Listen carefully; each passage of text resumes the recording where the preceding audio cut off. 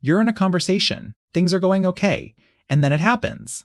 Silence. That horrible, stretching silence where your brain just shuts completely down. You search for something, anything, to say, but nothing comes. Every second that passes makes it worse. You can feel them losing interest. So you say the first thing that pops into your head. Something boring, something generic, something you immediately regret, and just like that, the connection dies. If that has ever happened to you, you're not broken, you're not boring, and you're definitely not alone. But you're making one very specific mistake, and it has nothing to do with how interesting you are, how smart you are, or how confident you feel in other areas of your life. Once you understand what that mistake actually is, running out of things to say will never be a problem again. Most people think this is a confidence problem, so they try to fix it by becoming more interesting. They read more books. They memorize fun facts. They rehearse conversation topics before social events. And it still doesn't work. Because that is not the real problem at all. The real problem is that most people are treating conversations like a performance. You are so focused on what you're going to say next that you completely stop paying attention to what is actually happening right in front of you. You're not really in the conversation. You're watching it from the outside, terrified of the next pause. And your brain, which is now trying to manage both the performance and the interaction at the same time, just overloads and goes blank. Here is the uncomfortable truth. You already have more than enough to say. The problem is never a shortage of words. The problem is where you're looking for them. In this video, I'm going to show you exactly why your mind goes blank, the specific mental shift that fixes it for good, and 3 tools you can start using in your very next conversation. And I'm saving the most important one for the end, because it is the one thing that makes everything else actually work long term.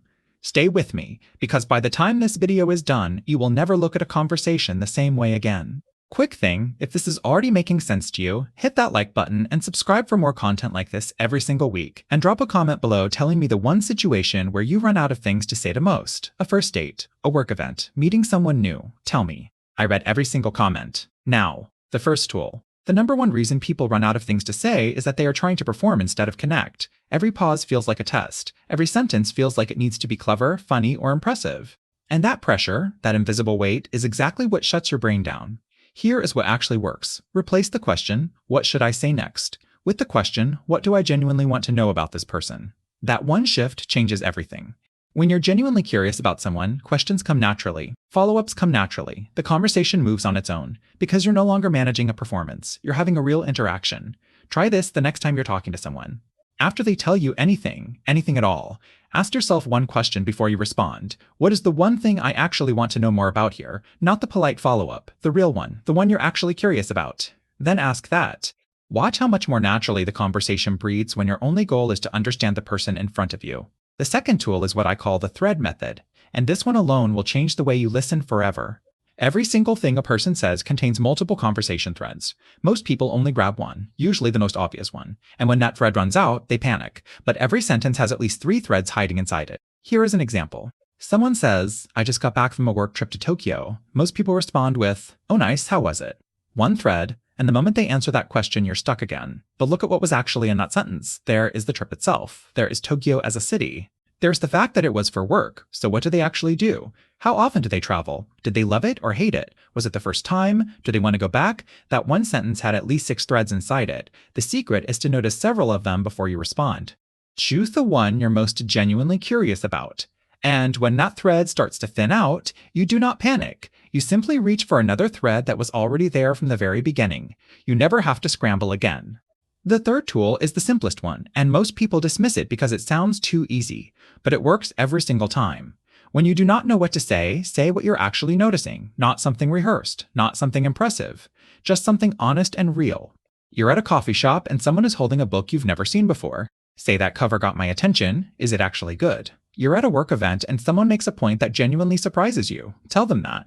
You're at a party feeling slightly out of place and there's someone else standing near the edge of the room. Walk over and say, I'm always better one-on-one than in big group settings. Is that just me?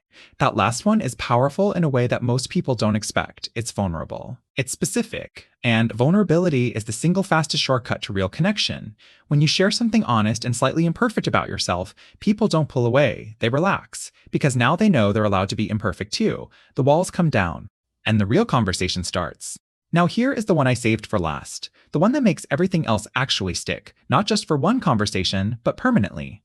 Most people assume that being good in conversations is about what happens during the conversation. Practice more, talk more, get better at responding in the moment. And those things help. But the real foundation is built before you ever say a single word. Here it is. Expand your world and your conversations will expand automatically. People who never run out of things to say are not naturally more interesting than you. They are not smarter. They are not more extroverted. They are simply more curious about life outside of conversations.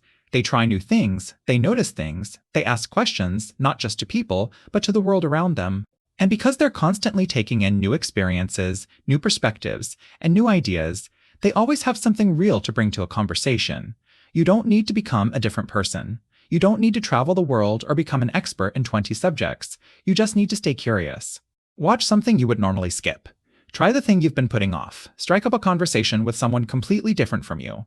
Every single new experience gives you new threads. Every new perspective gives you genuine questions. And questions, as we now know, are the entire engine of a great conversation. The goal was never to be the most interesting person in the room. The goal is to be the person who makes others feel the most understood. When you're genuinely curious, when you follow the threads, when you say what you're actually noticing, you become that person without even trying, not because you talked more, not because you were funnier, but because you were actually fully there.